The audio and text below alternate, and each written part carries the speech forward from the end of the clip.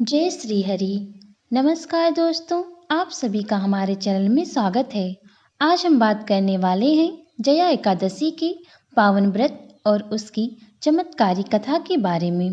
दोस्तों, जया एकादशी सिर्फ एक व्रत नहीं, बल्कि यह पापों से मुक्ति, नकारात्मक शक्तियों से रक्षा और भगवान विष्णु की विशेष कृपा पाने का श्रेष्ठ अवसर है। कहा जाता है कि जो भक्त श्रद्धा से जया एकादशी की व्रत कथा सुनते हैं या पढ़ते हैं, उनके जन्म जन्मांतर के दोष भी नष्ट हो जाते हैं। तो वीडियो को अंत तक जरूर देखिए, क्योंकि आज की कथा आपके जीवन में शक्ति, सकारात्मकता और सौभाग्य लेके आ सकती है। कथा शुरू करने से पहले मन ही मन में भगवान श्री हरि का स्मरण करें। अब आगे कथा प्रारंभ करते हैं। धर्मराज युधिष्ठिर बोले, हे भगवान, आपने माघ के कृष्ण पक्ष की सट्टिला एकादशी का अत्यंत सुंदर वर्णन करते हुए सुनाया। अब आप कृपया करके माघ शुक्ल एकादशी के विषय में भी बतलाइए। इस एकादशी का क्या नाम है तथा इसके व्रत का क्या विधान है? इसकी विधि क्या है? इसका व्रत करने से किस फल की प्राप्ति होती है और इसमें कौन से देव का पूजन किया जाता है?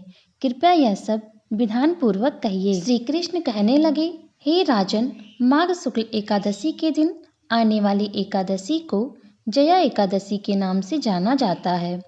इसका व्रत करने से मनुष्य ब्रह्म हत्या आदि पापों से छूटकर मोक्ष को प्राप्त होता है तथा इसके प्रभाव से भूत, पिशाच आदि योनियों से मुक्ति हो जाता है। इस व्रत को विधि पूर्वक करना चाहिए। अब मैं तुमसे ब्रह्म पुराण में वर्णित इसकी महिमा की एक कथा सुनाता हूँ। देवराज इंद्र स्वर्ग में राज करते थे और अन्य सब देवगण सुखपूर्वक स्वर्ग में रहते थे। एक समय इंद्र अपनी इच्छानुसार नंदन वन में अप्सराओं के साथ विहार कर रहे थे और गंधर्व गान कर रहे थे। उन गंधर्वों में प्रसिद्ध पुष्पदंत तथा उसकी कन्या पुष्पवती और चित्रसेन तथा उसकी स्त्री मालिनी भी उपस्थित थे। साथ ही मालिनी का पुत्र पुष्पवान और उसका पुत्र माल्यवान भी उपस्थित थे। पुष्पवती गंधर्व कन्या माल्यवान को देखकर उस पर मोहित हो गई और माल्यवान पर काम बाण चलाने लगी। उसने अपने रूप, लावण्य और हाव भाव से माल्यवान को वश में कर लिया। हे राजन, वह पुष्पवती अत्यंत सुंदर थी। अब वह इंद्र को प्रसन्न करने के लिए गान करने लगी, परंतु परस्पर मोहित हो जाने के कारण उनका चित्त भ्रमित हो गया था। इनके ठीक प्रकार न गाने तथा स्वर ताल ठीक नहीं होने से इंद्र इनके प्रेम को समझ गया और उन्होंने इसमें अपना अपमान समझकर उनको शाप दे दिया। इंद्र ने कहा, हे मूर्खों, तुमने मेरी आज्ञा का उल्लंघन किया है, इसलिए तुम्हारा धिक्कार है। अब तुम दोनों स्त्री पुरुष के रूप में मृत्यु लोक में जाकर पिशाच रूप धारण करो और अपने कर्म का फल भोगो। इंद्र का ऐसा शाप सुनकर वह अत्यंत दुखी हुए और हिमालय पर्वत पर दुखपूर्वक अपना जीवन व्यतीत करने लगे। उन्हें गंध, रस तथा स्पर्श आदि का कुछ भी ज्ञान नहीं था। वहाँ उनको महान दुख मिल रहे थे। उन्हें एक क्षण के लिए भी निद्रा नहीं आती थी। उस जगह अत्यंत शीत था, इससे उनके रोंगटे खड़े रहते और मारे शीत के दांत बजते रहते। एक दिन पिशाच ने अपनी स्त्री से कहा कि पिछले जन्म में हमने कौन से ऐसे पाप किए थे जिससे हमको यह दुखदायी पिशाच योनि प्राप्त हुआ। इस पिशाच योनि से तो नरक के दुख सहना ही उत्तम है, अतः हमें अब किसी प्रकार का पाप नहीं करना चाहिए। इस प्रकार विचार करते हुए वे अपने दिन व्यतीत करने लगे। दैव योग से तभी माघ मास में शुक्ल पक्ष की जया नामक एकादशी आई। उस दिन उन्होंने कुछ भी भोजन नहीं किया, यूं अच्छे अच्छे कार्य किए, केवल फल फूल खाकर ही दिन को व्यतीत किया और संध्या काल के समय दुखी अवस्था में पीपल के वृक्ष के नीचे बैठ गए। उस समय सूर्य भगवान अस्त हो रहे थे। उस रात को अत्यंत ठंड थी, इस कारण वे दोनों शीत के मारे अति दुखित होकर मृतक के समान आपस में चिपटे हुए पड़े रहे।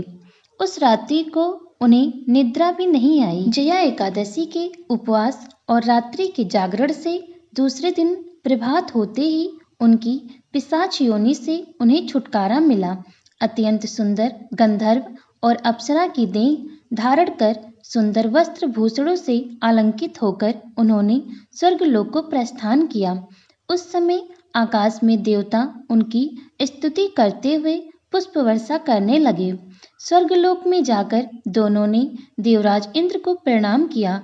देवराज इंद्र इनको पहले रूप में देखकर अत्यंत आश्चर्यचकित हुए। योम पूछने लगे कि तुमने अपनी यह पिशाच योनि से किस प्रकार छुटकारा पाया, अतः हमें यह सब बतलाइए। माल्यवान बोले, हे देवेंद्र, भगवान विष्णु की कृपा और जया एकादशी के व्रत के प्रभाव से ही हमारी पिशाच देह छूटी है। तब इंद्र बोले कि हे माल्यवान, भगवान की कृपा और एकादशी का व्रत करने से न केवल तुम्हारी पिशाच योनि छूट गई, वरन हम लोग के भी वंदनीय हो गए, क्योंकि विष्णु और शिव के भक्त हम लोगों के वंदनीय हैं, अतः आप धन्य हैं। अब आप पुष्पवती के साथ जाकर विहार करो। श्री कृष्ण कहने लगे कि हे राजन युधिष्ठिर, इस जया एकादशी के व्रत से बुरी योनि से भी मुक्ति मिल जाती है। जिस मनुष्य ने जया एकादशी का व्रत किया है, उसने मानो सब यज्ञ, जप, दान आदि कर लिए। जो मनुष्य जया एकादशी का व्रत करते हैं, वह अवश्य ही 1000 वर्ष तक स्वर्ग में वास करते हैं। जया एकादशी की यह पावन कथा यहीं पर समाप्त होती है। आप सभी ने जया एकादशी की पावन कथा का श्रवण किया। यह एकादशी पापों का नाश करने वाली, भूत प्रेत बाधा से मुक्ति देने वाली और मोक्ष प्रदान करने वाली मानी जाती है।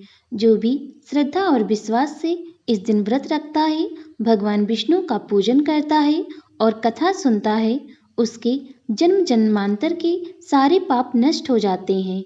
हे प्रभु श्री हरि विष्णु, हमसे जाने अनजाने में जो भी त्रुटियां हुई हो व्रत पूजन या कथा में, कृपया उन्हें क्षमा करें।